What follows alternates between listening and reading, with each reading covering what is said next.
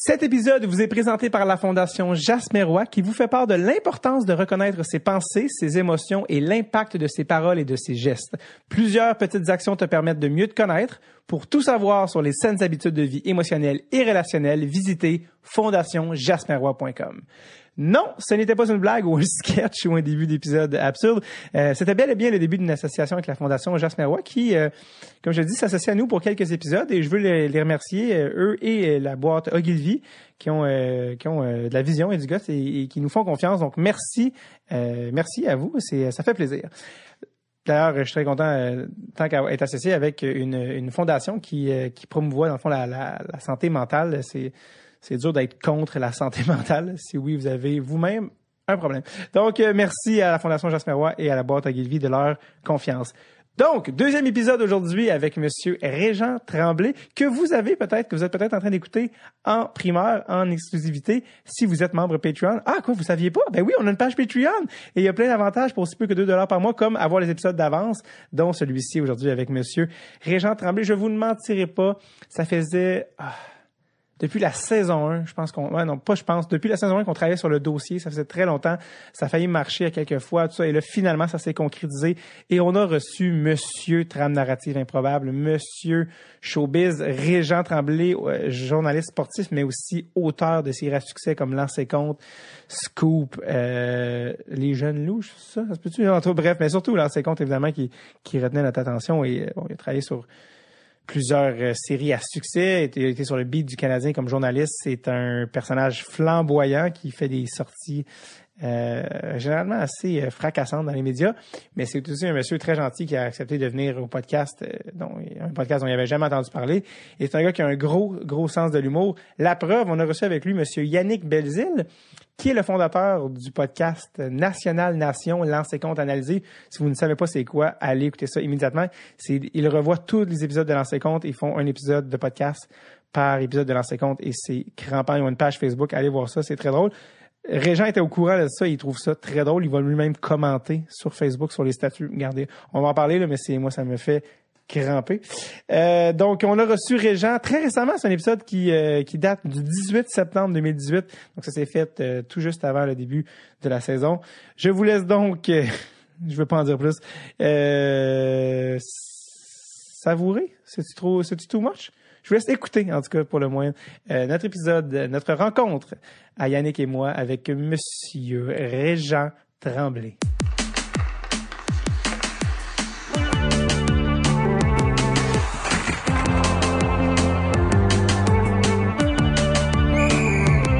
Drette sur le tape avec David Bocage. Et c'est parti avec Monsieur Régent Tremblay. Régent, merci beaucoup. Ça fait quelques temps qu'on travaillait fort. Vous êtes même pas à Montréal, vous êtes dans le Nord, mais merci d'être venu faire un tour à Montréal. Ouais. Et ça veut dire faire le trafic et je sais que c'est quand même un effort. On a aussi avec nous, mais je peux pas faire un podcast avec Régent Tremblay sans inviter le plus grand fan que je connaisse de Lancer Compte, et j'ai nommé, les podcasteurs le connaissent de Trois-Bières, de la National Nation. Yannick Belzile est avec nous. Bonjour, mais c'est pas nécessaire que je parle. On me dit pour écouter la personne que nous, à National Nation, on appelle le parrain. Régent Tremblay. Régent, parce qu'on en parlait le temps que vous mangez votre sandwich, vous avez entendu, vous saviez que ça existait, ce podcast-là? D'ailleurs, oui. Il y a des points sur des fois où ils se posent des questions qui sont fort pertinentes. Et des fois, j'amène des... Comme à un moment donné, quelqu'un se moquait du vestiaire, je pense, de la première série. Oui, c'est ça. Là, il dit, tu sais, arrêtez de chialer, arrêtez de rire, c'était le vestiaire des Nordiques, la première. Au Colisée. C'est vrai. Mais tu sais, on parle des 86, hein. Je pense que ce qui a vieilli le plus dans la télésérie, c'est probablement la mode. Ouais. C'est ça, c'est une affaire qu'on parle souvent, mais justement, nous autres, à National Nation, ce qu'on fait, c'est qu'on réécoute Lancer Compte et on commente chaque épisode. Et la moitié d'entre nous, on est 4, dont il y a Jean-François Provençal des Appendices, puis mon ami Pierre-Luc de Trois-Bières. La moitié, on est des fans de longue date. L'autre moitié ont jamais vu Lancer Compte, fait qu'ils le découvrent en même temps que nous autres. Fait que là, c'est vraiment intéressant.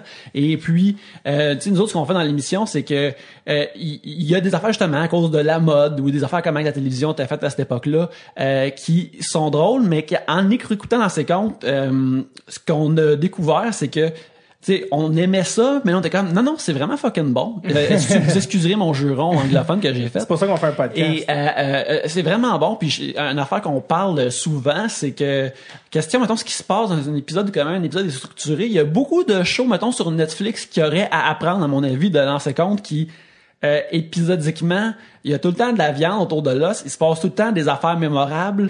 Il y a des bons cliffhangers. Bref, on adore l'émission, puis c'est un réel plaisir et honneur de pouvoir vous parler de Comment vous avez appris que ça existait, ce podcast-là? National Nation, comment vous en avez appris l'existence? C'est sur Facebook, à un moment donné, c'est ma blonde, mettons qu'il y a plus de votre génération que de la mienne. Alors, Mon Dieu! ouais. Non, oui, entre les deux, mais plus vers vous autres. OK. Donc, à un moment donné, puis elle, comme toute blonde qui aime son chum, elle dit, hey, il rit de toi. Mais Là, je lui dis, maman, moi, ça, avant de faire sauter, d'aller à Trois-Rivières faire sauter à patente. montre-moi qu'est-ce que c'est quoi. Comment là, vous avez là, je riais, je disais, non, mais c'est bon, ça. Puis, ils ont raison, c'était ridicule, telle affaire. Mais moi, il y a une affaire que vous avez trouvée, là, que je dois confesser que c'est les deux nounous. les deux nounous, là, ça, on était vraiment... La première fois en 30 ans que quelqu'un remarque que le personnage est à deux places en même temps. Et vous avez commenté vous-même directement sur le statut, puis j'ai même relevé l'extrait. Parce qu'en fait, pour ceux qui se demandaient, c'est dans un épisode, Nounou va chercher Kulika. Je veux passer à l'ouest. Oui, c'est ça, je veux passer à l'ouest. Une autre ligne mémorable. Il le ramène à la maison, puis il regarde la game du National, et on réalise que Nounou est aussi dans l'extrait, dans la télé, comme s'il était à deux endroits.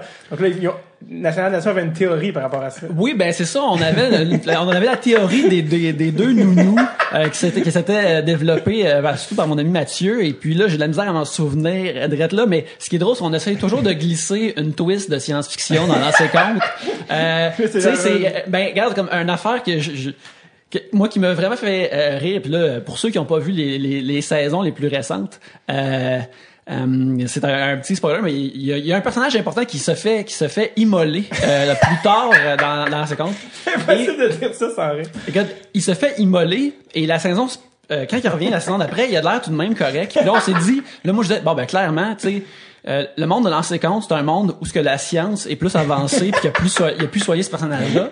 Mais dans quand Lucie Baptiste apparaît dans la deuxième saison, elle étudie des affaires, des recherches là-dessus sur les grands brûlés, des affaires comme ça. Fait que là, j'ai fait Lucie Baptiste a trouvé une nouvelle forme de médecine. Mais c'est quel personnage? C'est Lulu. Lulu se fait immoler par un fan du Canadien de Montréal qui est qui est un personnage. Les brûlures étaient secondaires. Joué par Jean-Michel Anctil, hein? Oui, qui était merveilleux. Il s'est payé un fun, lui. Ça, c'est une... Il y a pas tant d'affaires à la télévision québécoise que tu peux voir un acteur comme mettre ses dents dans un rôle. C'est moi, je faisais un fun aussi. Oui. C'était je dirais, le condensé de tous les fans cons. Ça du journaliste, ouais, c'est ça quand même. Non, les fans. Oui, là, je sais, vous, en tant que journaliste, vous en voyez tellement que vous venez de la revanche. Là, j'ai dit, tant qu'en faire un fan du Canadien, on va en faire un vrai. Ah ouais, non, toute part est condensée, c'est merveilleux. Et Jean-Michel... J'adore que c'est Yannick qui vous a rappelé c'était qui. Vous en avez tellement écrit, vous vous souvenez pas de... Vous avez pas remarqué, vous autres, dans un des téléfilms? On n'est pas encore rendu dans des téléfilms, on commence bientôt les téléfilms. Les téléfilms ne sont pas tous bons. Il y en a deux qui ont de l'allure. Mm-hmm. Puis, mais quand on a réécrit la nouvelle génération, à 80%, on a ignoré le contenu des téléfilms. D'accord. C'est ça parce que là, à un moment donné, on était poigné à un des enfants qui était agressé sexuellement par un coach, là, puis ça passait sur le dos de Lulu. Le film s'appelle Le procès de Lulu. Mm-hmm. C'est Guillaume le Métivierge. Là, qui, bien sûr, est un avocat. Là, on fait quoi? Dans le casting, on va-tu se priver de Guillaume le Métivierge, qui est un acteur convaincant? Ouais. Parce qu'à un moment donné, il a joué à 11 ans. Ça, c'est une des gloires de l'ancien compte. C'est quand t'as joué enfant, c'est pas grave. C'est ça. T'es bon, t'es dans la série. Bon, OK. Parce qu'on pour revenir à Nounou, parce qu'on a les deux Nounous pour dire, Régent avait commenté, c'est drôle parce que c'est le vrai Régent Tremblay qui a commenté sur le vrai extrait. T'avais commenté, et je cite, Ça vous a échappé. Le deuxième est Poupou, le frère jumeau de Nounou. Bien sûr. Intrigue secrète. D'ailleurs, le fils de Poupou se retrouve dans le District 31. OK, ben voilà. Ça, c'est... Vous êtes punché même sur Facebook. Puis vous en avez parlé, vous parliez des téléfilms et il y avait quelqu'un qui avait commenté dans un des trucs des téléfilms qu'il y en avait un qui était pas très bon, qui c'était pas très fort. Ce à quoi vous aviez encore une fois répondu aux fans sur celui de Jim. Il disait que Jim Duchesne. Jim Duchesne. Pour expliquer sa faible qualité, il y avait une anecdote derrière ça qui impliquait Rock Voisine, vous en souvenez? Ah oui, mais le film avait été écrit pour Rock Voisine. Danny Ross, son personnage. Danny Oui, Ross. oui. Puis là, ça marchait. Là. Danny Ross était pris il faisait un gros hit. Puis là, il fallait qu'il choisisse entre une vedette internationale de la chanson, puis continuer avec le national. À l'époque, un gars du national gagnait à peu près 400 000 par année. Honnêtement, Rock Voisine, à un moment donné, a eu quelques années qui gagnait plus qu'un joueur de hockey en France. Ouais. Fait que là, tout est écrit. Là. Le film, ça marche, c'est bon. Là, c'est Rock Voisine, il est beau comme un cœur, un bel acteur, il a des seins. Là, à un moment donné, il fait dans la vraie vie, il fait Hélène. Ouais. Fait que là, dans la vraie vie, quand tu arrives négocier, tu offres 2000 $ par jour. Il fait 20 000 à Paris. Ouais. Ça veut dire, là, Tipolo Vincent pète 3 coches, qui était son gérant. Ouais. L'autre, vous connaissez Ben, pas il est Tipolo. Non, décédé je me rappelle de par sa farine, tout ça. Donc, et là, on se retrouve avec un scénario, avec ton acteur qui chante Hélène à Bruxelles, puis à Paris, puis partout dans le monde. Ouais. Puis là, tu fais quoi avec ça?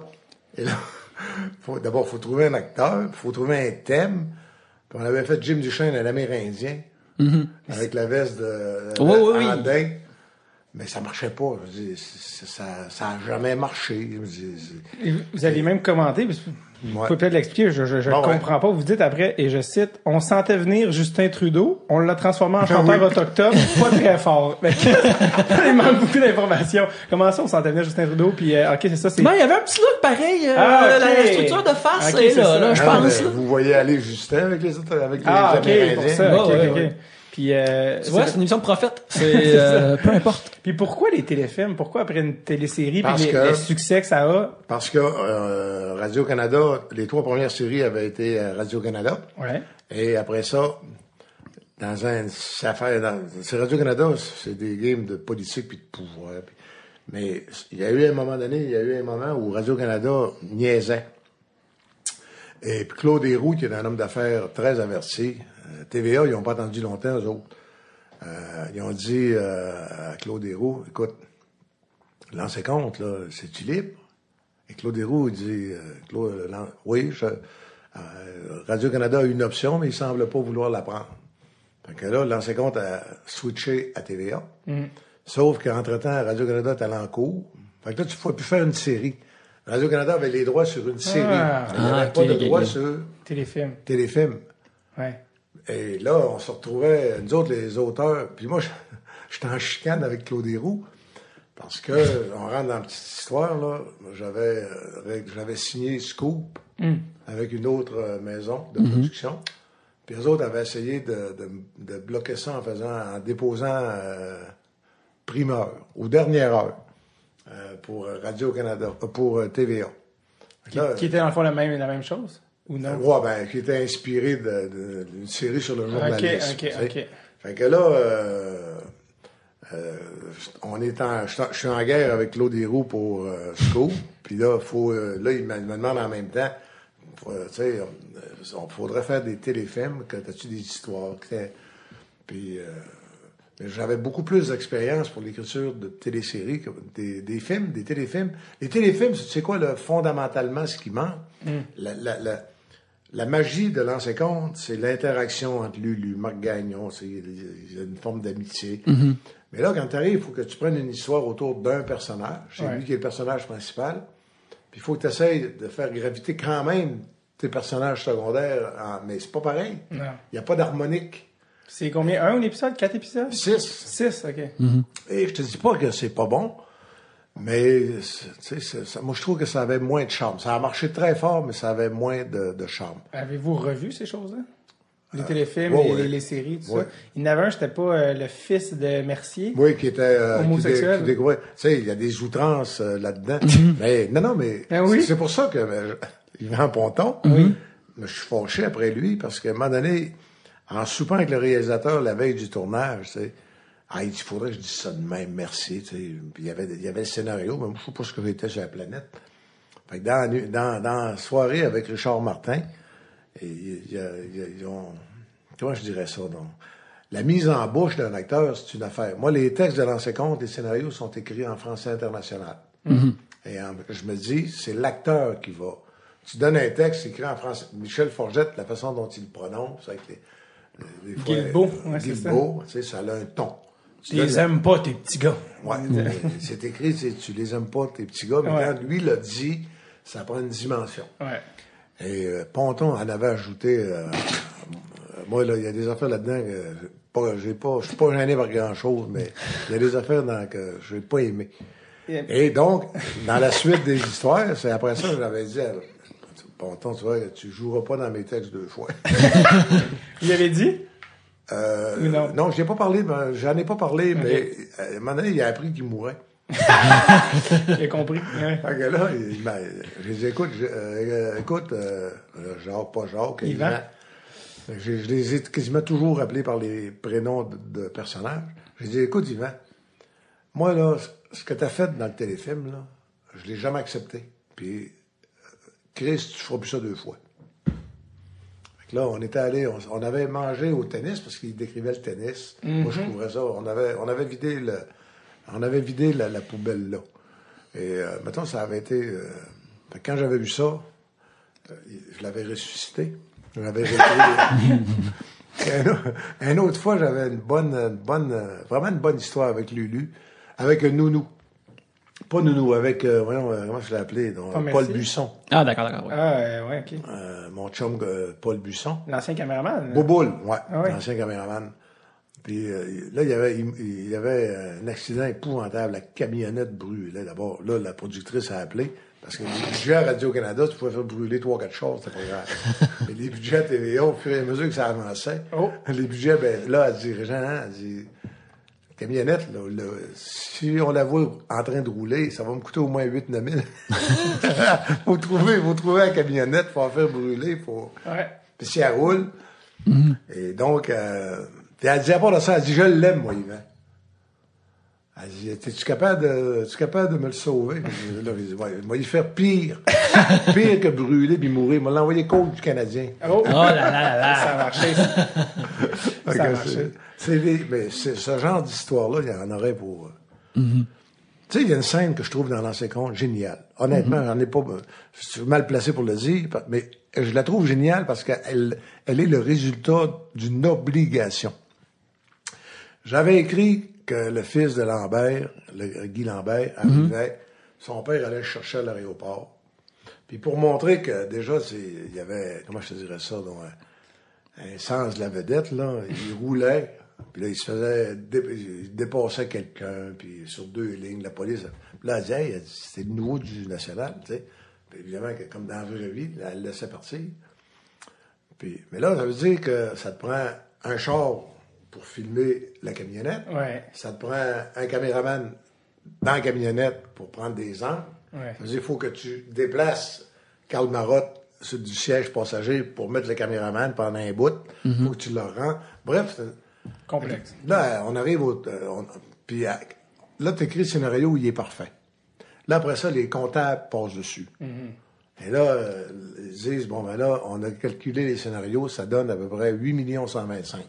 Le budget est à 7 600 000. Fait qu'il faut couper 500 000. C'est fou de même, là. Fait que là, je dis, si on coupe ces scènes-là, c'est des scènes qui coûtent à peu près 35 000 ça. C'est un avant-midi de tournage. Puis là, en parlant, puis là, à un moment donné, je dis, t'en rappelles-tu, Jean-Claude, quand Pierre Lambert puis Denis Mercure, dans la première série, rentrent au Colisée, puis t'avais fait, c'est difficile à tourner. Oui, ça tourne autour, oui. Ouais. Je dis, pourquoi que Pierre partirait pas avec Guy? Es-tu capable de tourner la même chose? Puis au montage, t'aurais 20 ans après le fils qui vit ce que le père a vécu. Et là, ça, c'était magique, parce que quand on est allé tourner pour les séquences de jeu, ça a pris une demi-heure à faire ça. Ça aurait coûté, mettons, 5 000 au lieu de 40 000.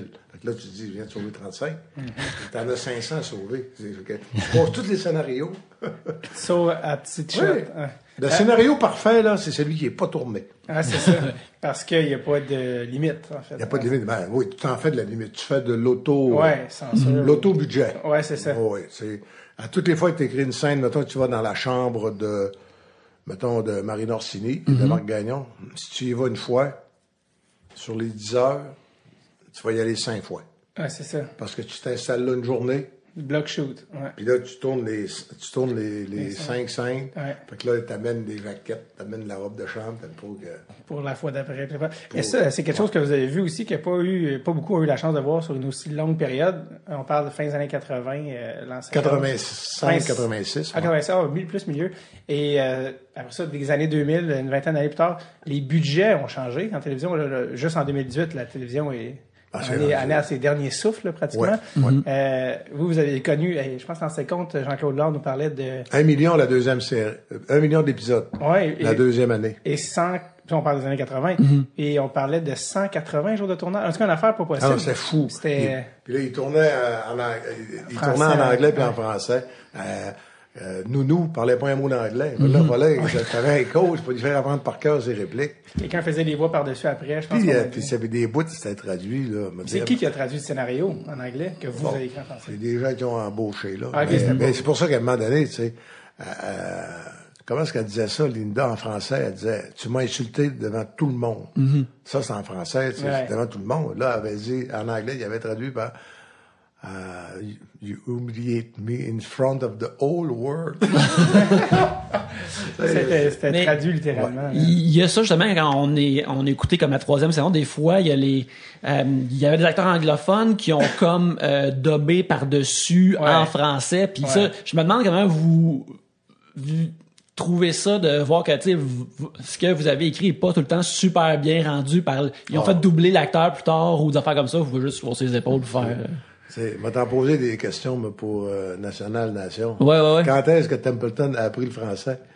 Écoute, ça c'est le changement ou l'âge nébuleux de Templeton. Dans le fond là, tu sais, Éric Oziel, d'après moi, il est pas plus vieux que Karl Marotte. Ouais. Mais Éric, mais quand nous autres, je savais pas, moi, là, Éric, je savais pas que c'était un Marocain. Tu sais, puis qu'il avait un accent français, puis il parlait pas l'anglais, Éric. Fait que là, mais, je vais dire de quoi, à l'écran, il était peurant.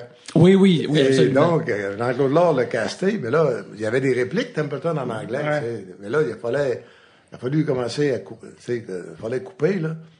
Penses-tu que Bouboule, au début, que les répliques étaient longues, Bouboule, c'était toutes des répliques de 5-6 mots, tu sais. Encore de plus, un aspect science-fictionnel dans ces contes, c'est des hockeyeurs anglophones qui apprennent le français une fois au Québec. À Québec, ils l'ont pris. Ah oui? Ben oui. Ah, il était plus, Peter Stachny, Mark Crawford. Parlait français, les Anglais. Ah oui, c'est Mark Crawford. À Québec, si t'apprends pas le français, tu crèves. Ah ouais, t'es loin de Montréal, là, juste à Montréal, c'est le contraire. Si t'apprends le français, t'as plus de place avec le club.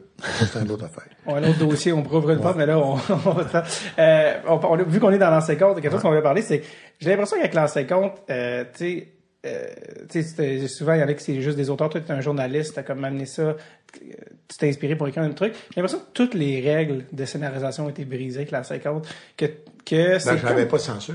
Ben, c'est ça. Ben, ou juste pas passé par l'UQAM, moi, là. Exact. Ou juste en termes de structure. On dirait que vous vous êtes dit, moi, j'écris la série que j'ai envie de voir, puis si je veux qu'il arrive ça à ce moment-là... Non, c'est pas de même que ça s'est passé. Non? Parce qu'à l'origine, ce qui est moins connu, c'est que l'ancien compte, ça devait être un téléroman de demi-heure. Ouais, on a parlé avec Jean-Claude, 3 caméras, puis...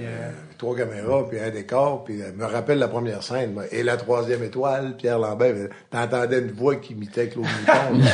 Là, tu voyais arriver, push, qui a de l'air en soi. Ouais. Puis là, il rentrait dans le décor, il y avait quelques figurants. Puis là, comment ça s'est passé? Comment t'as senti ça? Mais ça, là, ça devait être fait comme ça à l'interne à Radio-Canada. Ouais. Puis là, entre-temps, les lois canadiennes ont changé, ont été modifiées. Et là, c'est la production privée est devenue autorisée. Okay. Et ça pouvait se financer. Et Richard Martin, il est venu me voir, puis il m'a dit, Régent, ça va te retarder un peu, là, mais on a une autre idée là, qui pourrait marcher. Là, il a rencontré Claude Héroux.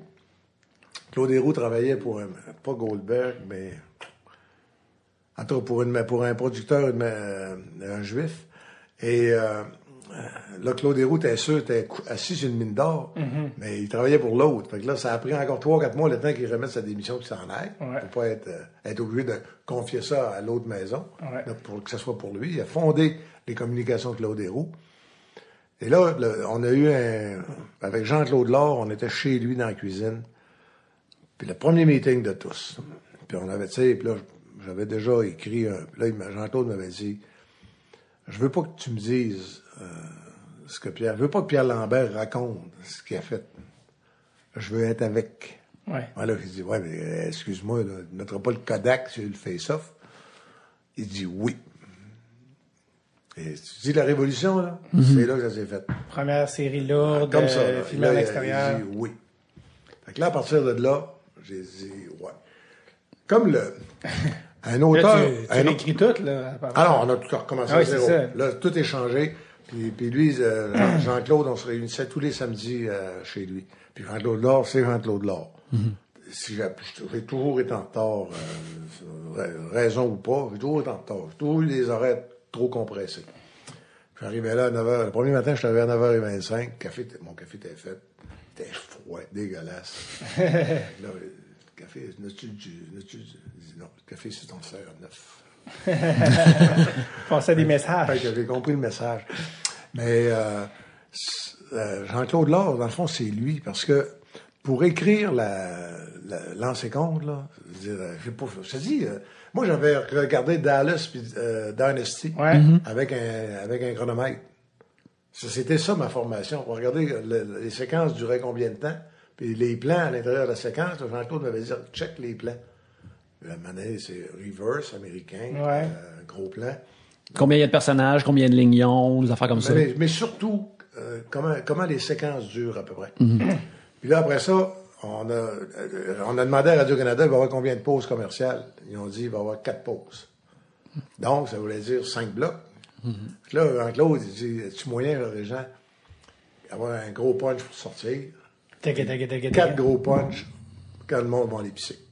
Des hooks pour revenir. Des hooks. Fait que pour que les gens, mettons, ça dure 3 minutes à l'époque, fait que là, ils m'ont fait pipi, ils se prennent un coke, une bière, puis là, ils reviennent se rasseoir. Et vous remarquerez que la première réplique, c'est dans les 10 premières secondes, c'est vraiment une réplique majeure. Au cas où le monde n'aurait pas eu le temps de se rasseoir. Puis, Manquait l'histoire, tu sais. Puis là, c'est ça. On a commencé de même. C'est comme ça que vous avez. Puis là, avec Louis Caron, puis ça, Louis Caron, là, Gros Loup, Louis, il mesure à peu près 5 pieds 4. Je pense qu'il n'avait jamais vu une game de hockey de sa vie. Il avait écrit Le Canard de bois, c'était mon partenaire. OK. Puis, Le Canard de bois, j'avais entendu parler. Oh oui, c'est un roman qu'il avait fait. Un roman, OK. Oh oui, mais ça a fait une série qui s'est appelée Les Fils de la Liberté. OK. Une série historique. Mais Louis, là, on arrivait, mettons, à 8 heures au bureau, là. Puis moi, de 8 à 9, c'est là qu'il faut que tu appelles les directeurs généraux partout dans les avant que la secrétaire soit là. Dès que la secrétaire est là, ça passe plus. Fait que le secret, c'est d'avoir le numéro de la ligne directe, puis là, t'appelles à 8 heures. Puis s'il faut, tu laisses un message, mais la plupart du temps, ils sont là. Fait que là, tu parles, t'appelles Lou Lamoyello, t'appelles les gens de l'époque, là, Ren Blair au Minnesota. Tu les appelles. Puis le temps qu'ils te rappellent, tu leur parles à 9h30, là, même 80% de la journée était faite pour la presse. Okay. Et là, lui, Louis, à 9h30, il avait juste, là, il avait shiné les canards en bois qu'il y avait, c'était son fétiche. Il s'était installé, puis là, il avait loadé. On avait des ordinateurs, des 9 pouces, les disquettes. On rentrait le DOS, après ça, on rentrait le traitement de texte, puis après ça, on rentrait la disquette. Puis c'était sensible au turbo. Le champ électromagnétique d'un turbo. Moi, j'avais une Volkswagen avec un moteur turbo. Puis quand j'allais porter les textes chez Louis, ou bien chez le dimanche soir, je mettais la disquette sur le siège en avant, puis le turbo du moteur fuckait tout. Non! Il y a plusieurs épisodes, il a fallu les recommencer. Oui, avant que je comprenne ce qui se passait. À la maison, j'étais correct sur l'écran. J'arrivais chez Caron, puis plus rien marchait. Les deux, il y en a un qui a fallu le réécrire au complet. Ouais, non. Puis les autres, ben là, on a trouvé des spécialistes qui réussissaient il restait il manquait à peu près 5-6 pages. Là. Il arrivait c'est des histoires les premiers ordinateurs pour écrire lance et compte, là, c'était les premières disquettes souples de 5 pouces pour la deuxième saison. Claude Héroux, ça a coûté 10 000 pour 2 ordinateurs. Parce que, Claude, tu vas fournir les ordinateurs. Hein? Ouais. Je pense que vous réalisez pas, vous êtes de la génération. Non, c'est ça. Non, je me rappelle d'avoir ces disquettes-là chez nous quand j'étais jeune. Ce que des années 90, en fait, ce qui est drôle, c'est qu'en ce moment, de pouvoir faire un podcast de même, c'est exactement l'inverse. Je veux dire, on est dans un studio, on a des micros, j'enregistre sur mon laptop, tu sais, je veux dire, c'est fou, raide. Pour quelqu'un moi, j'ai mes premiers textes à la presse, ouais. Là, on pognait un téléphone, il y avait des téléphones dans les garages, ouais. des arénas, c'était prévu, ça. On pognait le téléphone, puis là, je disais, passe-moi passe-moi la machine. Et là, je tombais dans un dictaphone, et là, je dictais par Régent Tremblay, envoyé spécial de la presse, Pittsburgh. Encore hier soir, là, je lisais vite le texte que je venais d'écrire, vite, là. Mais je le dictais. Puis, là, à la fin du 10h30, puis là, Colette s'installait avec des écouteurs. Puis, ce qui faisait que la ligne d'aviation qu'on pourrait aller à Buffalo, c'était Allegheny Airlines. Puis le lendemain, tu disais que Allegheny, parce qu'elle a pensé à Bob Gainey. C'est ouais, à l'oreille. C'était à l'oreille. Ouais. En fait, c'est ça qui nous fascinait, quelque chose avec l'an 50, c'est que l'aspect, est-ce que tu sais, les gens ont toujours souvent reproché l'aspect irréaliste de l'an 50 ou l'aspect rocambolesque des personnages. Est-ce que vous êtes déjà posé des questions par rapport à la psychologie des personnages? C'est-tu réaliste que lui fait ça? Oui, mais tous les personnages étaient basés là-dessus. Je veux dire, quand tu fais la Bible, là, tu prépares le... Ouais. Tu sais, quand on a fait la Bible pour Marc Gagnon, dès l'origine, je veux dire, on savait que une mère pas très chaleureuse, puis un père qui se formait la gueule à la maison. Puis donc, ça donnait souvent quelqu'un d'extraverti. Ça peut jouer dans les deux rôles. Si ton père t'est écrasé, tu peux passer le reste de ta vie écrasé, mais tu vas te révolter, tu vas te grande gueule, puis tu vas essayer d'imposer tes affaires. Et chaque personnage, ce qu'on faisait cependant, qui n'est pas nécessairement dans la psychologie pure, comme des fois là, quand je préparais, mettons, la 2e ou la 3e saison, là, on allait manger au restaurant le Claude Saint-Jean Steakhouse, communément appelé Le Bœuf. Un grand ami de Serge Chavard, puis on allait manger là, puis je me rappelle Marc de Messier, là. Il dit, Régent, oublie pas, là, c'était un winner. Marc Gagnon, c'était un hostie de winner. Fait que, oui, il peut manger des coups, puis il peut, mais dans le fond de lui, il y a un ressort. Puis là, je disais, t'as raison. Puis il faut pas oublier ça. Mais chacun des personnages avait une caractéristique, mais quand on les écrivait, là, que ce soit avec Jacques Jacob ou avec Louis Caron, c'était toujours, quel est le soft spot? Est-ce que c'est qui le rend vulnérable? Vous deux, je vous connais pas, mais à un moment donné, dans les épreuves de la vie, vous avez tous un soft spot qui va vous faire craquer. Fait que ça peut être n'importe quoi. Puis je me sens vulnérable, là, que tu le dis. Ouais, en ce moment. Non, mais n'importe quel humain a des forces et des faiblesses, puis c'est pour avoir des narratifs. Par exemple, Mathias La Douceur. La douce. La douce, tu sais, la douce qui est alcoolique, puis je veux dire, mais ça faisait un personnage que, en l'établissant alcoolique, quelle est la cause de son alcoolisme? On l'a pas expliqué dans le premier. Moi, j'aimais mieux dire, moi, j'ai vraiment écrit tout le temps comme ça. Puis je te dis pas que c'est à la mode aujourd'hui, là. Mais moi, je plaçais le monde. Toi, là, quand tu regardes quelqu'un, qu'est-ce qui te fait connaître en premier? C'est comment il agit. Comment il s'assoit, comment il parle. Donc, c'est dans l'action. C'est après que tu peux rentrer dans la psychologie, dire il est de même. Mais ton premier contact, c'est dans l'action.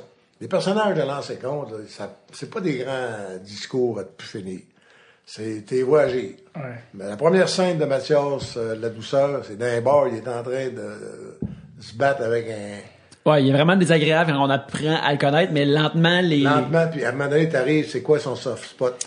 Quand avec l'enfant agressé. Oui, il y a ça là, dans son propre passé. Et puis... Là, tu vas dans...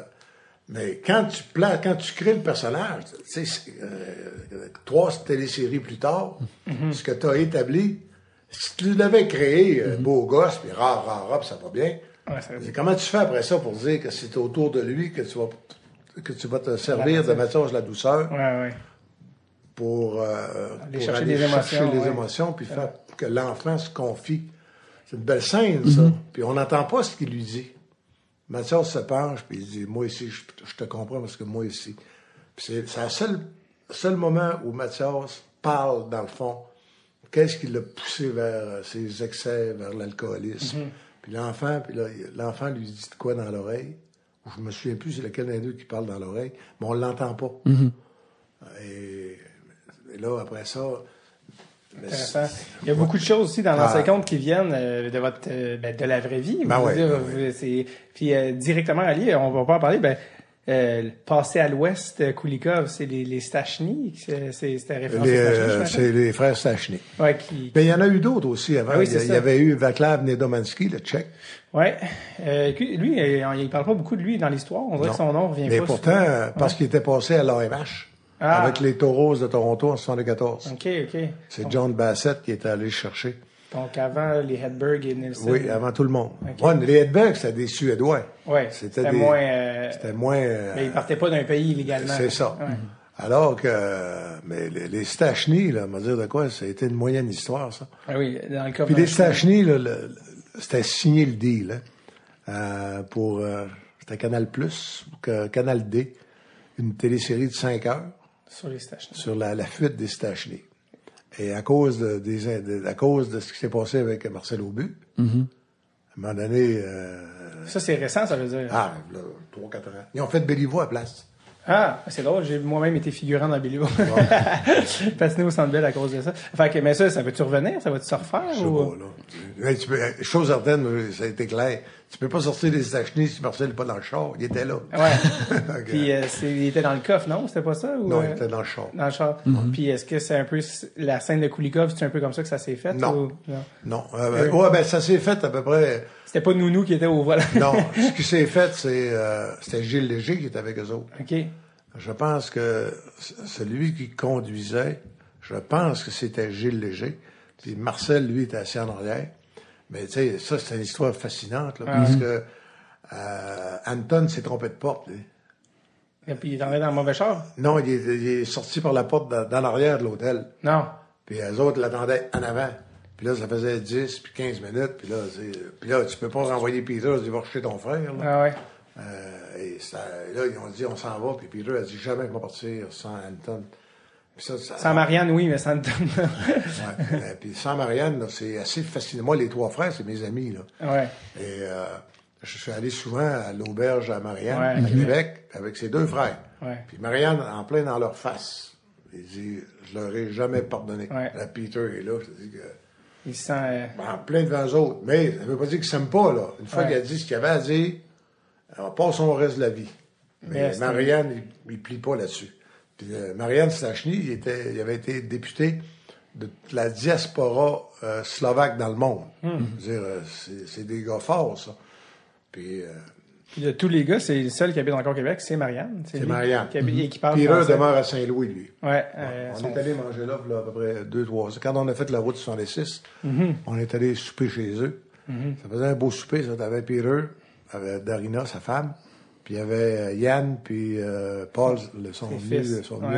Son gars jouait à Saint-Louis. Ouais, puis il est arrivé Bernie Federko. Des gars, il est venu faire un tour là. Fait que, mettons que ça faisait un beau souper. Quand vous, vu que justement, dans cette c'était une coproduction internationale, quand c'est le temps de la 2e saison, est-ce que cauchemar. Mais est-ce que vous dites comme, ben là, vu qu'on va aller ailleurs, c'est peut-être le temps de pouvoir commencer à faire de raconter l'histoire des Stachny avec Koulikov, vu que ça va être international, ou vous pensiez faire ça de toute façon? Non, on l'aurait fait pareil. Ça. On trouvait que c'était une histoire extraordinaire à raconter. Ça, là, la célèbre Natacha. Oui, merveilleux. Okay. Avec la prononciation. Une affaire que j'aime beaucoup dans l'ancien compte, j'imagine que vous En avez anglais, été... elle garde le soutien-gorge, t'en Oh là là, ça, je savais pas ça. Puis en français, elle enlevait le soutien-gorge. Puis en Europe, elle enlevait le slip. Oh, Fait que là, ben, là, fallait tourner les trois. Fait que là, elle tournait, puis là, elle dit, j'enlève mon slip, là, où je le garde. En flûte, je l'enlève. non, c'est pour le Canada. Mais puis, au montage, c'est vrai que les gars se sont regardés. Les monteurs, il y avait une chose VHS de 25 ou 30 minutes, juste ça, une natation qui tourne. Puis il y en avait, c'était tellement beau, elle dit, flûte, je me suis trompé, je regarde le slip-on. C'est bon. C'est tout beau d'une façon ou de l'autre. Non, mais ce qui était compliqué, c'est drôle, la deuxième série, ce que j'ai trouvé le plus compliqué. Bon, j'avais tout pas mal écrit avec Jacques. D'ailleurs, la deuxième série, j'ai commencé à travailler avec Claude Jasmin. Ah, le Téléromancier. Puis après 3 semaines, il était fin, Claude. Il dit, moi, je comprends rien. Absolument. Lui, il avait toujours fait des téléromans, là, ben la famille. Là, un peu d'époque, là. Ouais. Mais là, l'an 50, c'est un autre univers, là. Là, il fallait comprendre que ça faisait on a lancé la première Coupe du Monde, c'est l'an 50. Ah ouais. Puis équipe Europe, c'est dans l'an 50, puis etc. Il était mêlé, ça avait... Puis là, je disais, non, regarde, ça, au 8e épisode, ça va être telle affaire, 9e, 10e. Je comprenais rien. Franchement, il comprenait pas. Puis il était tellement gentil, là. Il avait travaillé, ils ont donné 16 000 $ pour le temps qu'il avait passé avec nous autres. Puis il a donné sa démission. Il dit, je suis pas capable de comprendre, je suis pas capable.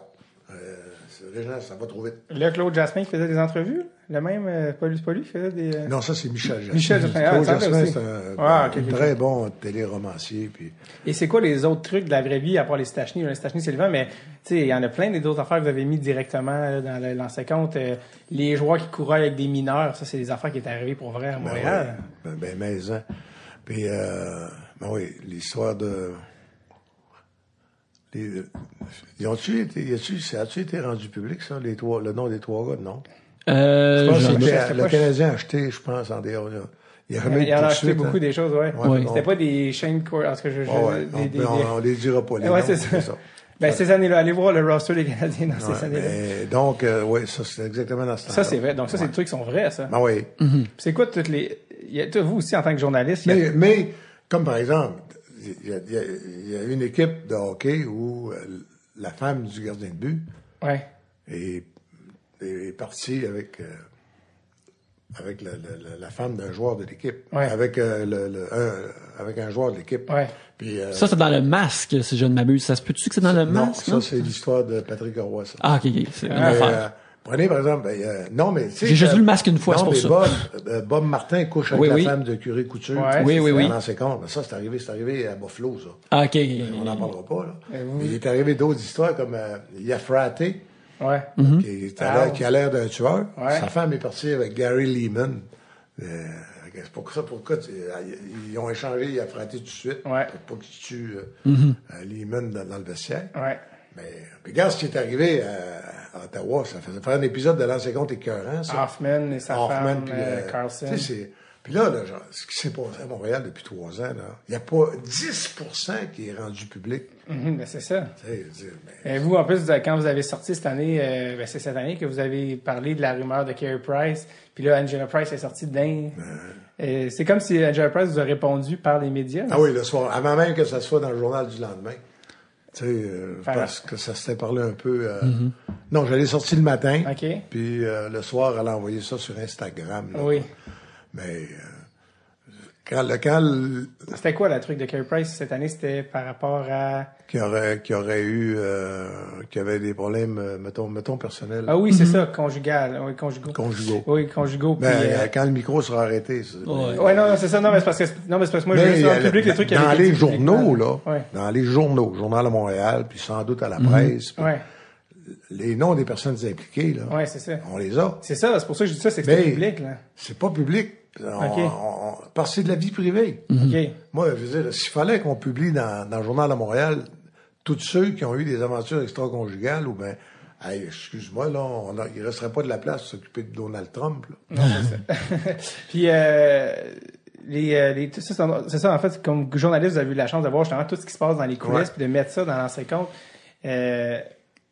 Vous, comme journaliste, vous voyez tellement d'affaires justement que vous pouvez pas mettre sur la place publique. Des fois, vous vous dites, mon Dieu. Non, mais il faut voir la ligne. Prends par exemple l'affaire de Carey Price, OK? Mettons en hypothèse qu'il a pu se passer de quoi puis que ça s'est réglé en personne intelligente. Ouais. Prendre soin des gens impliqués, etc. Règle ça, merci, bonsoir. Ça veut dire que c'est de la vie privée. Ouais. Si quelqu'un décide de poursuivre, donc il y a une poursuite qui est signifiée, ça se ramasse au palais de justice. Le palais de justice, un journaliste va là, il ramasse ça. C'est public. C'est ça la règle. C'est ça. Donc, si ça tombe pas dans les trucs légaux, ça reste du potinage. Si ça tombe pas. Là, en général, là, on peut dire que c'est une des règles. Si les affaires se règlent entre personnes de bonne volonté, c'est pas des affaires des autres. Est-ce qu'il y a déjà des trucs que vous avez mis dans l'ancien compte que des gens impliqués dans la vraie vie ont dit hey, j'ai reconnu que c'était mon histoire? Non, jamais. Oh, oui. Ouais, mais c'est tellement. Tu sais, surtout des journalistes, Ouais, Linda Hébert, c'était basé sur une vraie personne. Ben oui, son nom, c'est Lisa Foula. Ah, là, Lisa Foula, oui. Ah oui, Lisa Foula, quand elle était journaliste, elle portait le nom de son mari, Michel Hébert, pharmacien. C'était Lisa Hébert. C'était pas loin, Lisa Hébert. C'est ça. Puis en plus, bien, c'était son... Comment je dirais ça? C'était son allure, tu sais, de grande dame. Lisa a toujours eu une allure de princesse. Oui, Westmount. Ouais. Donc, c'était inspiré de elle et de Robin Herman du New York Times. Ça, c'est Eric Murdoch, c'est ça? Il y a Eric Murdoch, c'est dans la saison 2. Ah, OK, Eric Murdoch, c'est insisté de Thomas Wolfe. Ah, OK. Tom Wolfe, qui est allé qui écrit The Right Stuff. Qui est allé au combat au Zaïre de Foreman. Et qui a écrit des articles extraordinaires. Ouais. Alors, c'est vraiment super. Je suis en train c'est tard dans ma vie, mais je suis en train de dévorer The Right Stuff, justement. Chez moi. C'est merveilleux. C'est bon. L'ancien compte, ça nous a surtout donné une panoplie de citations mémorables. Oui. Et on en a prélevé quelques-unes. On a notre spécialiste. On a un spécialiste maison. Oui, en fait, c'est ça. Non, mais je les ai ici. Ah, t'es ici. Oui. En fait, je vais vous dire la citation est Régent. Et si vous pouvez deviner qui a dit cette ligne-là. Ça fait quand même un petit bout, mais bonne chance. Bon, la première, c'est Vladimir, jure-moi que tu me laisseras jamais tomber. Ça, c'était par Linda Hébert. Mais la deuxième... Qui parle à son oiseau de compagnie, Vladimir, que j'adore. Ah, c'est ça. Ça, en parlant à son oiseau. La deuxième est quand même assez mémorable. Tu l'appelles le chat, puis ta sœur, c'est une chatte. Ta mère devait être une hostie de minoune. Ça, c'est quelque chose qui a été écrit dans le fond. Est-ce que vous vous souvenez, c'est qui a dit ça? Juste la dire, je veux pas croire. Non, mais dis-le comme faut. Ben ouais. Mais lâche la pudeur, t'as quoi? T'as tout bien 22 ans. Ben moi, je viens d'avoir 16. Non, c'est une blague, mais c'est juste hors contexte. Je vais essayer d'y aller avec le delivery. C'est ça. Ah non, je suis sûr que c'est Bradshaw, ça. Ça n'était pas Bradshaw, c'était Champagne qui était les deux pareils. Oui, sérieux, Champagne, là, je trouve ce Champagne, tu sais pourquoi on l'avait appelé la veuve? C'est à cause de la veuve Clicquot, c'est quelque chose comme ça. Oui, c'est comme ça que son bar qui y a dans la saison 2 s'appelle La Veuve. Ben oui, c'est ça. Il est bon. Yannick, t'as le delivery, fait que c'est gravé dans la mémoire, c'est comme... Ben, si je dis que le delivery va se passer tout de suite, mais surtout le fait qu'elle parle à son oiseau, ça change aussi, là que je le sais. Être un écœurant de chien sale, ça fait partie de la game. Ben ça, c'est... C'est Xi? Ça, c'est Jacques Mercier qui disait ça quand il essaie de convaincre justement Marc Gagnon de devenir coach lui-même du national. C'est pas quelque chose après, il rajoute pas quelque chose à ça? Non, ça c'était la ligne en tant que telle. Ça. Et un bel échange romantique que j'ai dit, qui dit, un personnage qui dit, quel personnage dit, t'es belle comme l'eau qui coule, t'es belle comme une rivière, mais je suis pas sur le bon bateau. Je vais te le dire, mais celui qui a écrit ça, c'est soit Jacques Jacob, c'est soit Louis Caron, pas moi. C'est pas du Régent Tremblay. C'était Lulu qui, lorsqu'il est tombé en amour de la belle Dominique, qui était une des coachs du gym, qui était merveilleuse. Ça, on vous confie un moyen secret, ça. Ouais. Vous avez dû voir comment est-ce que Jean-Claude est romantique. Oui, les scènes de romance, ça, comme ça. Ça, c'est Jean-Claude, ça. Ouais. Parce que quand on faisait les versions finales, parce que Louis, le temps de frotter, il n'arrivait pas à suivre. Fait que c'est souvent Jean-Claude qui faisait la version finale de tournage. Ah, ok, oui. Puis avec sa petite main, là, son écriture fine. Puis Jean-Claude, un romantique invétéré, ça. Ça, là, c'est... C'est lui, les scènes. Moi, la dernière fois que j'ai dit que j'étais sur le mauvais bateau, là, je l'ai marié le vendredi. T'en as d'autres, je pense, Camille. Oui, ben sinon aussi, j'ai des... Il y en a une en français, au Québec. À un moment donné, il y a Marie-Lou puis Suzy Lambert dans le coin. Marc Gagnon, il a tué 2 morceaux dans le coin. En France, c'est devenu « Reluque-moi les deux nanas ». J'aimerais ça réécouter certaines scènes avec la version française. J'ai jamais vu... Tu sais qu'on leur a vendu pas l'ancien compte français. Ouais. Parce que les autres, ils étaient habitués, les acteurs français, ils doublaient Dallas, Dynasty, les téléséries américaines. Fait que quand on leur a envoyé en français, là, les acteurs étaient fourrés bien raides. Là. Comment tu fais? Ils parlent déjà français, puis c'est un français que les Français comprennent rien. Non. Fait que finalement, on avait tourné dans les 2 langues, là, c'est con. Ouais. Ben, celle qui a passé en France, c'est la version en anglais. Ouais. Qui ont traduit. Et là, moi, j'étais inquiète en maudit parce que je voulais pas perdre les droits d'auteur Ah, ok. de la SACD. Et là, il fallait ça c'était un secret bien gardé, ça, que ce qui avait été envoyé, c'était en anglais. Parce qu'ils doublaient quelque chose qui était en anglais, non pas en français. Ouais, parce que t'as pas le droit de doubler en français, je pense que Jean-Claude nous avait expliqué. Et est-ce que tu te souviens du délicieux titre de l'ancien compte en France? Cogne et gagne. Cogne et gagne. Et en Suisse, ils ont gardé l'ancien compte Belgique aussi. Ah ouais? En espagnol, c'était Fuego en Hielo. Feu sur glace. Ah, feu sur glace, ok. Feu sur glace, c'est bon, par exemple. Ça, c'est pas pareil. Il y a des termes, hein, le slash. Ça a fait 114 pays, ça. L'ancien compte, 74 pays. C'est une belle maison, cette année. C'est ça, j'allais dire, c'est plusieurs chèques. Les Français ont une manière de traduire des trucs aussi. Non, mais à part dans les pays que c'est pas en français, c'est le producteur qui ramasse. Ah, ok. Fait que c'est les pays, ok. Mais les Français aussi, dans la traduction, je sais pas si y en a, vous savez, mais slapshot, le terme en France, la castagne. Des mots que j'ai jamais entendus. La castagne, ça veut dire une bâton. Ah ouais? Mon Dieu. Donc, comme on parle aujourd'hui, en France, sweet fuck all. Ah non, c'est ça. C'est zéro. Surtout le mot sweet fuck all. Non, ils comprennent rien. Non. C'est un autre langage. Moi, j'ai fait des émissions quand je couvrais la F1. Ouais. Puis, mais là, ils comprendront pas. Tu sais, je me forçais un peu. Le gars du Saguenay. On s'en fout ce que vous dites, c'est comment vous le dites. Là, j'allais analyser Schumacher contre Villeneuve. Je comprenais rien. Pour la télé française? Ouais. Vous avez fait la télé française pour la couverture de la F1, mais vous preniez pas d'accent, là. Ah, non, fallait quand même. Si je prenais aucun accent, ils comprenaient pas. Ouais.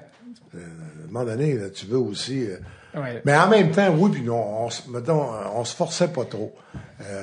Le jeudi, là, nous autres, le jeudi, on s'installait chez Williams. Villeneuve arrivait vers 5h moins quart. Puis ça, c'était une règle d'or. Il y avait Torto.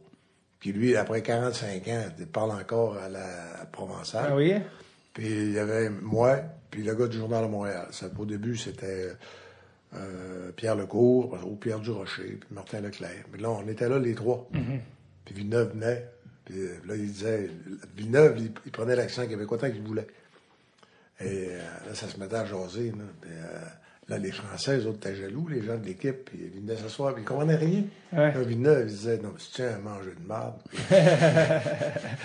Qu'est-ce qu'il dit? Ironiquement, son fils Jacques a l'accent français, c'est ça? Non, je te parle de Jacques. Ok, je pensais que tu parlais de... Jacques est capable de parler avec l'accent québécois. Ouais, les deux, ouais. Je pensais que tu parlais de Gilles. Non, Gilles, il a gardé... Non, Gilles parlait avec un petit accent aussi. Il faut se faire comprendre. Les gens rient de Diane-Tel, mais c'est sûr qu'elle fasse. Moi, quand je vais à Paris que tu me demandes un casseur à 2 boules, là, on va dire de quoi ça va prendre du temps.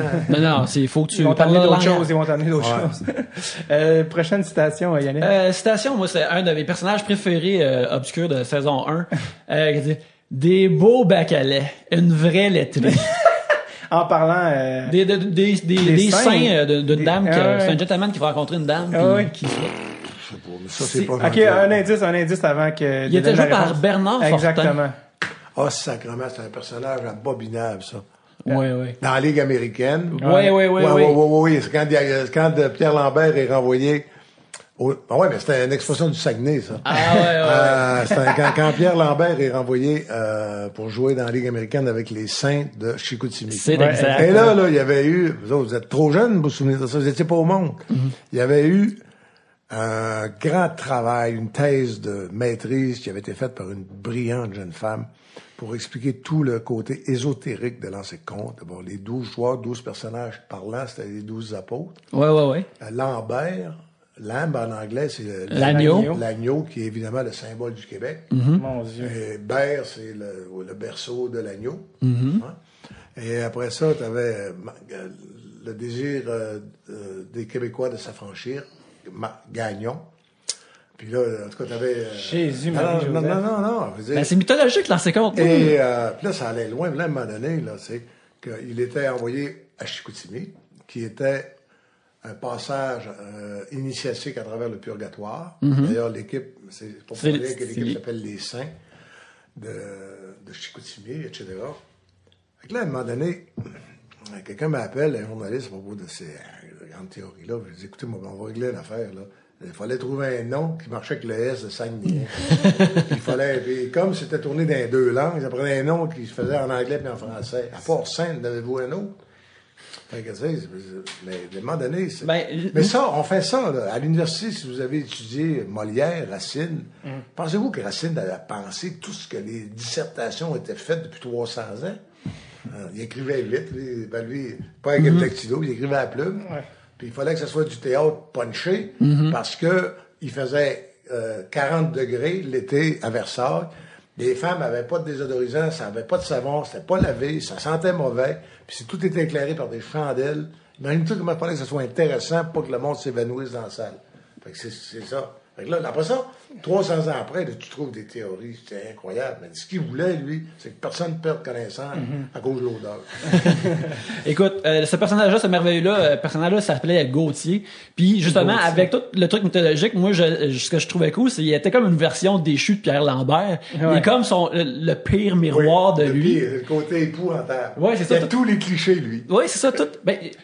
Ça doit être le fun un peu d'écrire ces affaires-là, D'ailleurs, cet épisode-là, Chicoutimi, là, j'étais pas encore un expert avec les budgets, là. Il n'avait pas de budget. Il y a 19 minutes de ce qui a été tourné dans cet épisode-là au Saguenay, là, qui est resté sur le plancher. Et littéralement, parce que Lancer compte, le premier, il était fait en film 16 mm. Okay. C'était monté là, avec des ciseaux, là. Carrément. Puis ça, c'est en plus, il y avait dans cette boss-là, dans cette équipe-là, il y avait le personnage qui s'appelle Bébert. Oui, qui était le... qui avait pas de cheveux. Oui. Le goaler des Saints. Comme vous dites dans votre capsule, j'allais tellement rire de Nation à Nation, qui a l'air d'avoir 65 ans. Oui, c'est ça. Il a vraiment l'air dramatiquement l'acteur avait 33 ans. C'est ça le pire. Ça, c'est une phase de character actor. Il a l'air vieux avant son temps. Bébert, oui. Bébert. Je pense que je l'avais trouvé beau, je sais même pas, il est où. Il est merveilleux. T'en as ça parce que t'avais des questions en plus, c'était drôle. En fait, là, j'avais justement... Là, c'était des bonus. Des bonus. Ouais, ben, mon meilleur bonus, c'était, si tu veux vraiment te trouver un chum, je te conseille d'arrêter d'écouter Lancer compte. Mais ça, c'était Marc Messier au banquier qui l'avait dit, à participante du banquier. Moi, écoute, je me suis trouvé une blonde pareille, puis je continue à écouter Lancer compte. Quand ma copine et moi, on a commencé à sortir ensemble, c'était quelques mois avant que le film sorte. Fait qu'on a commencé, on a réécouté tous les originaux Surprise 2 ensemble. Ça a soudé notre couple et c'est merveilleux. C'est merveilleux. C'est quand même... Elle est-tu Marie-Lou ou ben Suzy? Ouais, c'est ça. Elle va-tu flotter dans les bains salés? Je suis sûr qu'elle serait up pour des bains salés, ouais. Ça, c'est des affaires à Jean-Claude, ça.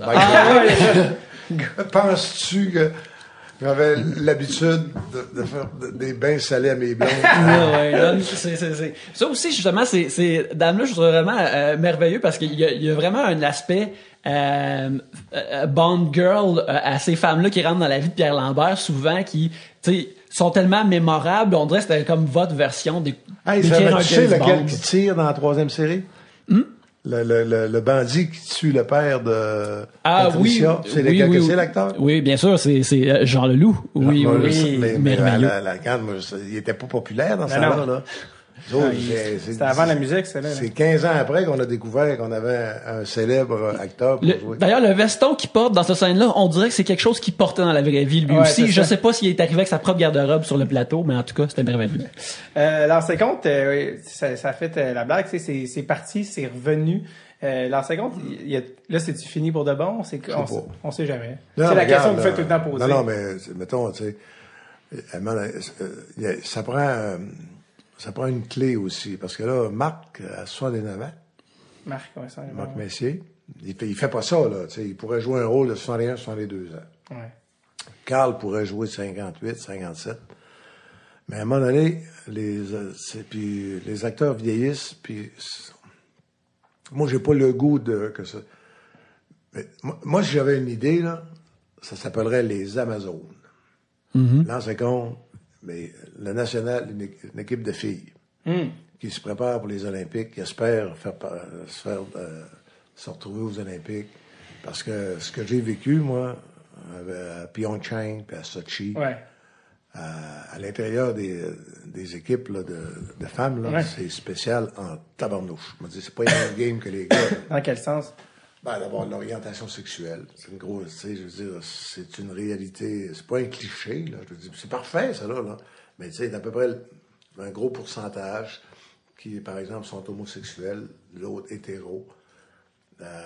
Puis, même si, mettons, ça se passe dans le plus grand des respects, mais si quelqu'un tombe amoureuse d'une coéquipière, elle, ça l'intéresse pas. Ça sent la trame narrative de la Régent Tremblay après. Non, mais tu regardes ça, là. Ça ferait une bonne histoire. Puis il y a des histoires fabuleuses. La capitaine de l'équipe du Canada qui vit avec la capitaine de l'équipe américaine. Caroline Les Ouellette. deux ont adopté un enfant, puis les deux s'affrontent pour la médaille d'or. Ouais. Juste raconter, là, les 48 heures qui précèdent ça. Ouais, déjà là, le drame est là, tout est Il y a là. du narratif. On parle ici de Caroline Ouellette et de, si je me trompe pas, de Julie Chang. Je pense que c'est Chang. Je pense que c'est Chang, mais... Ouais, mais ouais, elle habite à Montréal. Et Julie, les deux maintenant. Elle est coach. Ouais, L'américaine est coach à Concordia, je pense. Mais c'est une histoire, tu sais, c'est faite avec respect, là. Ouais. Puis c'est facile, facile de faire la recherche.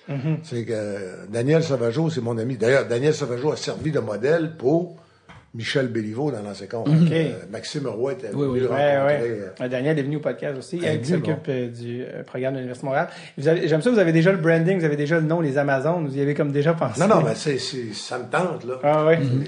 Ben là, il y a des producteurs qui... Commande TVA, là, activé, là. Les Amazones qui, en passant, n'est pas en référence, j'imagine, au bar de danseuses de la rue Saint-Jacques. À la mythologie grecque. Oui, exactement. Oui. Des guerrières. Oui, absolument. Oui, tu brûlais le sein pour être meilleur au tir à l'arc. Oui, c'est tough. Exact. Je peux pas quand même non plus vous laisser aller sans parler de votre carrière de journaliste. Oui, on n'a pas eu le temps. quand même une carrière en soi. Moi, j'ai quelque chose que j'avais entendu, puis ça, on en parle dans ces comptes, tu sais, cache les journalistes, tout ça. Avant les journalistes, vous avez connu cette époque-là, vous étiez sur le beat du Canadien, vous voyagez avec l'équipe dans l'avion. On était avec eux autres 24 heures par jour. Exactement. Sur la route. On couchait pas, mais le reste, c'est ça. on partageait les taxis. Les avions, exactement. Les repas. Énorme proximité avec les joueurs. Puis j'avais entendu dire que la rumeur voulait que la raison pourquoi c'est plus le cas, c'est que ça a commencé avec une histoire avec vous que c'était je me souviens plus si c'était Serge Chavard ou le directeur général qui avait dit OK, là, je t'ai admis qu'il faut que vous les journalistes dehors, c'est pas vrai? Non, c'est à Calgary. Ouais. Qu'est-ce qui s'est passé? Pat Burns avait Claude Lemieux, Pépé, là, qui jouait pour le Canadien. Il avait l'habitude, autrement dit, c'était le premier vrai plongeur de la Ligue nationale. Le moindre affaire, il plongeait, puis là, il avait l'air blessé. Puis Pat Burns, qui était pas trop moumoune, lui, il avait ça en horreur. Fait qu'à un moment donné, à Calgary, troisième partie de la finale, quelque chose comme ça. 89, ça? 89. Gaétan Lepage, le nounou du Canadien à l'époque, part pour sauter sur la patinoire. Il dit, reste ici, laisse-les se réveiller, ça qui s'arrange. Et là, l'autre, tout croche, mais là, il voit que personne vient, il est obligé de se relever, c'est humiliant. Moi, j'avais juste écrit que Burns, ça avait été son petit Charlie, son petit Corsi, son petit, c'est sa gang d'anglo qu'il aimait, là. Pas sûr qu'ils les auraient laissé se niaiser puis s'humilier sur la patinoire. À l'époque, il n'y avait pas des ordinateurs, tout ça, mais mettons qu'il y avait quand même des fax, ça commençait. Ouais. Le lendemain matin, Pat, T'as reçu un fax? Le Canadien, il envoie les coupures de journaux. Puis il était mauvais. Mais puis là, j'étais mal tombé. Et c'est la journée où il y avait 2 jours entre deux. Puis là, il se fait un point de presse, il est assis. Il restait juste un siège devant lui, juste devant lui, comme t'es là. Ouais. Tu fais quoi? Là, dans ce métier-là, c'est pas vrai que tu vas m'intimider. Là, puis je suis allé m'asseoir là. Puis, mais j'ai pas posé de questions. Pas fait C'est ça. Puis le soir, Mimi, la Louve des SS, Michel Lapointe, La Louve des SS. elle m'a appelé pour dire Serge, je veux pas que tu prennes l'avion demain soir. Il dit que Pat va te casser la gueule. Alors il dit pas sûr que Pat va me casser la gueule. Je peux juste te dire ça. Mais là, tu peux pas tomber là-dedans non plus. Mm-hmm. Et Pat Burns. là, je suis allé voir Jean Pagé. Oui. Jean Pagé, lui, il était avec Radio-Canada dans le temps. La soirée, Fait que là, j'ai dit à Jean, veux-tu prendre le charter, passe-moi ton billet. Dans ce temps c'était tellement simple. Il n'y avait pas eu 2001, là. Il n'y avait pas eu les tours de... Fait que j'ai voyagé le lendemain, j'ai pris l'avion dans l'après-midi avec les billets de Jean Pagé. Il m'appelait Jean Pagé. Puis Jean, lui, a pris ma place dans le charter. Puis descendu. Et là, Burns s'était défauché. Je suis arrivé en avion, puis là, en fin d'après-midi, il y avait une conférence de presse. Mais dans ce temps-là, il était monté c'est une boîte de Pepsi en bois. Les journalistes étaient dans le garage, dans le bout. Il y avait à peu près une trentaine de gars. Fait que là, j'ai levé la main. Et là, Pat connaissait tous les symboles. Il disait « Ouais, Reg ». Ça voulait dire « c'est correct ». Ça a passé. Mais ça marchait de même. C'était plus accroché avec Mario Tremblay, je pense. C'est Mario Tremblay qui a accroché. Avec vous? Oui, parce que moi, Mario, là, on l'a protégé. C'est épouvantable parce qu'on l'a protégé. Quand il est arrivé, il avait 18 ans. Bowman l'avait pris en grippe. Ah non, moi, je parle quand il était coach. Non, mais après ça, quand il était coach, quand il est devenu coach, là, à un moment donné, là, j'étais dans les gradins, je regardais ça. Des 2 contre 0, le walking. Quand est-ce que ça a vu la dernière fois que tu avais besoin de pratiquer 2 contre 0? Tu sais, j'avais écrit que pratique de Pee-Wee, c'est ça que j'avais écrit. Ouais, okay. Coach Pee-Wee, ouais, c'est ça. Pas besoin d'un coach. C'était une affaire de coach Pee-Wee. Ouais. Ça, mais il est orgueilleux, Mario. D'ailleurs, il voulait se battre il y a 2 ans là, dans la série contre Tampa Bay, dans le salon Jacques Beauchamp. Ça brasse encore. Oh, ouais. Mais là, faire quoi? Là? Il va gagner quoi? À battre l'âge d'or, tu sais. Mais Mario, je pense que moi puis Bertrand Raymond, on a servi, on y a bien servi. Il a sauvé l'honneur, il y avait 2 méchants qui l'ont sorti, des traîtres, des tout là. Mais la réalité, là, il avait fait son temps. Il n'y a jamais un journaliste qui a congédié un coach. Voyons donc. C'est pas ce pouvoir-là. Mais ça s'est fait c'est surtout que dans votre cas, ça s'est fait beaucoup sur la place publique avec Mario, tu sais, qui est comme un peu délicat. Avec tout ce que vous avez couvert sur les Canadiens, je veux dire, vous avez connu les années 70, vous avez connu les belles années. Je les ai toutes connues. Oui, c'est ça, les hauts et les bas. Votre meilleur souvenir en carrière de journaliste, jusqu'à ce jour? C'est drôle à dire. Dans le hockey, l'amitié. En général. L'amitié avec... Quelles sont-elles? Avec Flower, Guy Lafleur. Oui. Avec Guy Lapointe. Regarde, spontanément, je te dis, avec Pointu, tu sais. Oui. Mais l'amitié avec Serge Savard. Et lui aussi, Pointu, avec l'organisation, ça a accroché. Ouais. Ça a pris du temps avant que son numéro soit... C'était des amitiés extraordinaires, mais ça a continué longtemps. Je dis Carbeau, quand Carbeau... La congédiement de Pierre Lambert, là, quand Marc Gagnon vient le congédier, c'est mot à mot ce que j'ai demandé à Carbeau. J'ai dit, Carbeau, tu me dis exactement ce que Gainé t'a dit? Puis il me l'a compté. Fait que c'est mot pour mot. Ouais. Ah. Quand Gagnon vient congédier Lambert à sa maison, comme la même affaire que Gainé s'était rendu au domicile de Carbeau. Ah ouais. Et ça, c'est des gens qui sont encore des amis, encore aujourd'hui à ce jour? Ouais. Est-ce que le fait d'être dans... Marcel Aubu. Marcel Aubu, ouais. Tu sais, moi, Marcel... j'ai été témoin de choses fabuleuses, j'ai été témoin de niaiseries de mon oncle. Ouais. Mais ça n'enlève pas ce qu'il a fait de fabuleux. Quand on a un ami puis qu'il se passe ça dans la place publique, là, quelque chose comme ça sort, mais que c'est un ami personnel, comment on gère ça?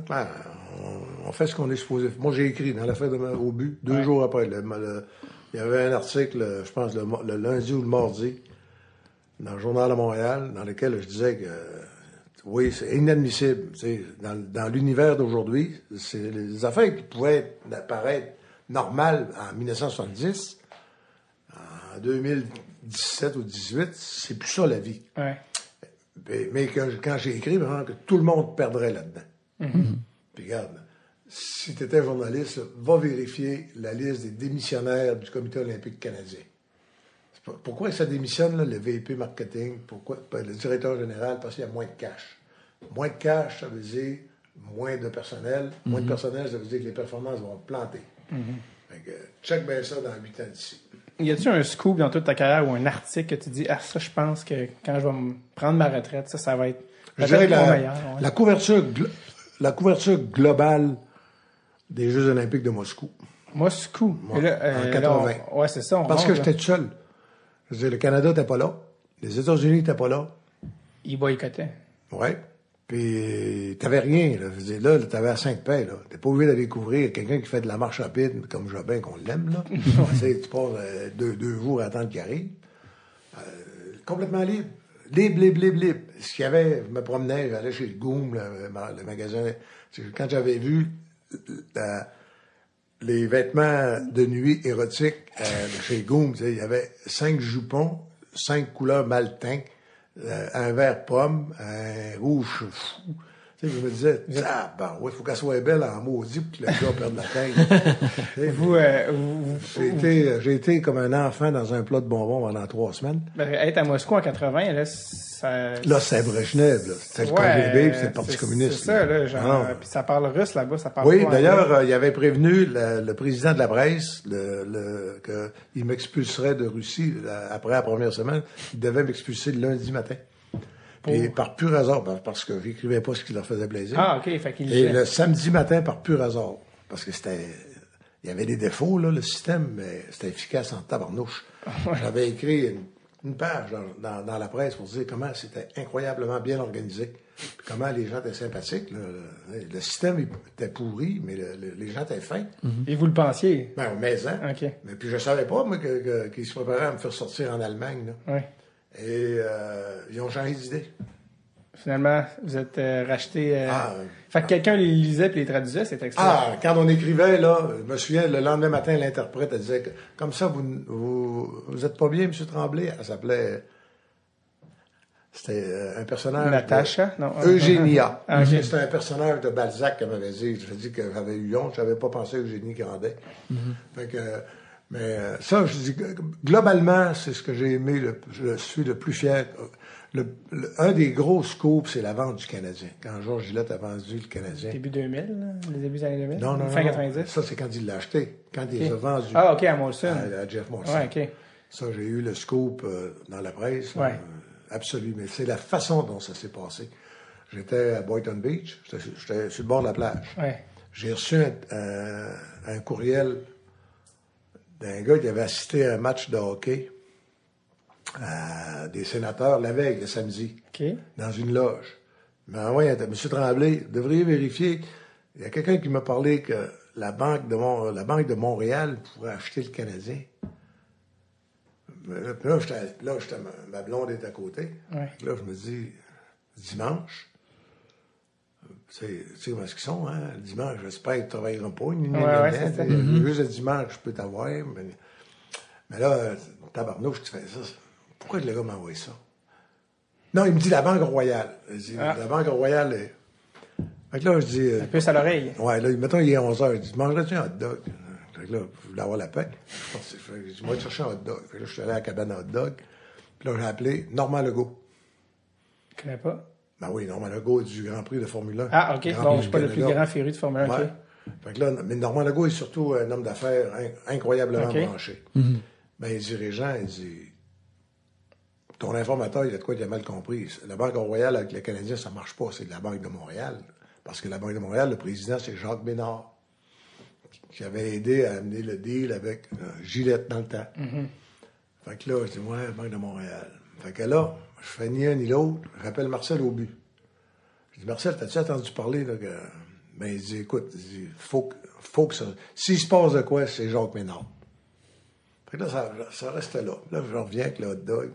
Mais là, je suis allumé en tabarnouche. Là, je me mets à réfléchir. Puis j'avais 3-4 signes qui...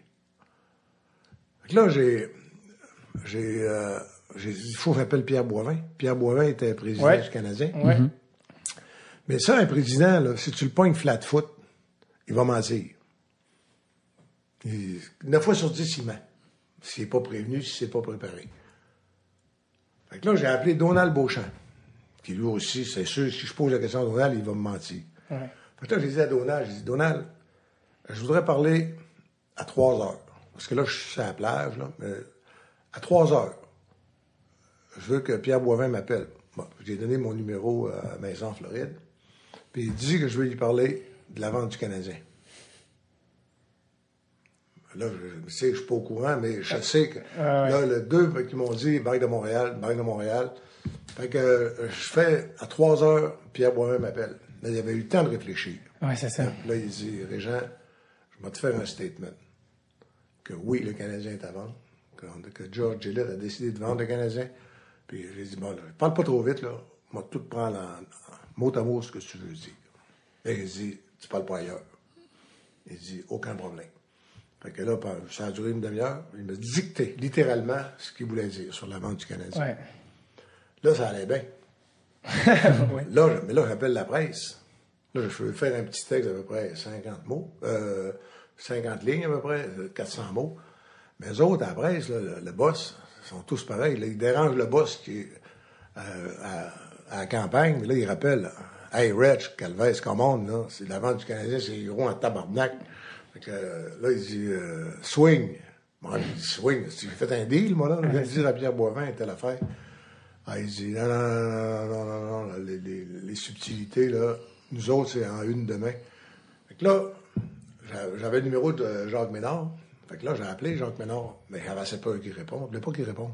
Mais je lui ai laissé un message. Jacques, j'ai écrit demain sur la vente du Canadien. Ça serait bon que tu me rappelles parce que je pourrais souligner le rôle très important que toi et ta bande vous avez joué. Les clins d'œil. Ouais, c'est ça. Allô, Régent. Bonjour, M. Tremblay. Non, Régent. Un gars-là, il me raconte, il est occupé, évidemment. La poussée qui n'a pas répondu. Et là, Jacques, il me donne bien d'autres détails. Là, là j'ai Pierre Boivin, j'ai les détails de Jacques. Puis là, j'ai la presse qui est prête à foncer. Mais j'ai écrit un texte solide. Je n'ai pas mis de fioritures, mais j'annonçais c'était une manchette énorme. Et le lendemain, à 2 heures, par-dessus le marché, Pierre Boivin était conférencier à la Chambre de commerce. Les journalistes étaient comme des mouches sur lui. Et il a juste dit, ce que j'avais à dire, c'est dans la presse de ce matin. Ah! Ah! J'étais en Floride, là. Ouais, c'est ça. Ouais. Les pieds très chauds, au chaud dans le sable. Ben, c'est des... Ouais. Un scoop. Puis, Surtout à cette époque-ci. D'avoir un scoop comme ça à l'époque d'Internet ou le journal. Moi, je le dis aux jeunes, là, mes collègues, là, êtes-vous fous de mettre ça sur Twitter? Êtes-vous malade? Ouais. Tu mets ça sur Twitter, 3 minutes après, c'est repris partout, tout le monde est là. Personne ne sait que c'est toi qui as eu ça. Ouais, c'est ça. La clique, Mais c'est le sait. Mais la rapidité. Non. Quand j'ai de quoi D'ailleurs, vous avez sans doute remarqué que mes chroniques sont pas sur Internet au Journal de Montréal avant le lendemain matin. Ils sont dans le papier, puis le lendemain. Mais Régent, merci d'être passé. Okay. Je vais vous laisser terminer en j'ai appris que... Est-ce que c'est vrai que vous étiez prof de latin? Ouais. Latin grec. Latin et grec. Est-ce que vous faites encore des... comme Bernard Landry, il sortait toujours des phrases en latin. Non, vous n'êtes pas... j'ai oublié aussi de vous féliciter parce que vous êtes marié en fin de semaine. Oui, vendredi. C'est pas fou? Ouais. C'est marié en fin de semaine. Félicitations. C'est l'âge où il faut se marier, d'ailleurs. Si tu te trompes, 60. ça dure juste 10 ans. Est-ce que c'est votre premier mariage? Non, mon 3e. Alors, vous êtes un homme d'expérience, de sagesse, vous savez? Non, je trouve ça... C'est le meilleur. Ben, quand j'étais enfant, là, tu te mariais pour la vie, mais tu mourais à 5 ans. Oui, c'est ça, ça a changé. Fait que, Ça a changé. mettons que 2-3 mariages par année, là, c'est parfait, ça. Ben oui. S'il y en a qui veulent savoir à quoi ça ressemble, ils ont mis des photos sur le 91.9 de C'est votre... Georges. Ben oui, avec Georges qui tient votre femme à bout de bras comme un bouncer personnel, puis il y a même votre femme sa moto. Ouais. C'est un cadeau? Vous avez... Non, mais les deux, on fait de la moto. OK, c'est votre Le passion. voyage de noces, on l'a fait hier. On est monté au Mont-Tremblant par les routes en arrière, là, dans la campagne. Ouais. Sur la même moto ou chacun Non, votre moto? deux motos. OK. Non, une bonne bikeuse. Wow. Ben, félicitations. Est-ce que c'était votre premier podcast à vie? Est-ce que vous avez fait beaucoup de podcasts? Oui, parce que j'ai pas le temps de faire ça. Premier podcast à vie de Régent Tremblay, ben, c'était nous, c'était ici. Oui. Merci Régent d'être Oui, merci beaucoup. On vous laisse aller parce que là, il y a un petit peu de route jusque dans le nord. Merci Yannick Belzile. Fait plaisir. National Nation, où est-ce qu'on en est? Les téléfilms, c'est quand que ça prend? On enregistre les téléfilms bientôt. En fait, je crois que c'est dans 2 semaines, on enregistre nos premiers téléfilms, nos épisodes sur les premiers téléfilms. En attendant, vous pouvez trouver ça sur Facebook, puis on parle des 3 premières saisons de Lancer Compte. Et après, nous allons vers le futur, nous allons vers la nouvelle génération. La nouvelle génération. Oui. Éric Oziel, j'étais en train d'écrire le 7e quand il m'a écrit. Oui. Il dit, Régent, tu peux pas faire Lancer Compte sans Templeton. Là, j'ai répondu, je t'avais complètement oublié, mais t'as raison, je te ramène. Et oui. Et là, j'avais écrit au début, il était propriétaire d'un bar des Antilles, là, Claude Héroux. Régent, il dit, on va faire ça à la plage. Tu fais ça à la plage dorée, tu fais plante quelques palmiers de... Si vous êtes dans la seconde, vous voulez un rôle, c'est pas compris, appelez Régent, c'est juste qu'il vous a Ce oublié. gars-là, finalement, je l'ai ramené d'un moine. Oui, ça, c'était très drôle. C'était excellent. National Nation, on peut écouter ça sur toutes les interfaces. Oui, c'est ça. 3 bières aussi, 3bières.com. Allez écouter ça à chaque semaine. Absolument. Merci Régent, merci Yannick. Bye.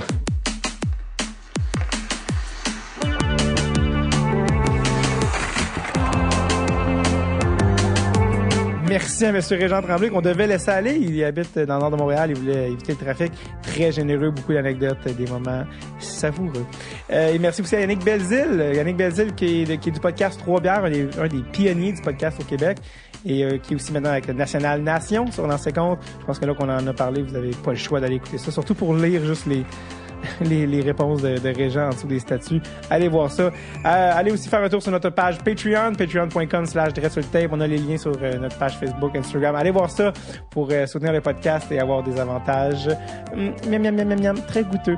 Alors, on se dit à la semaine prochaine. OK, bye bye, là, salut, bye.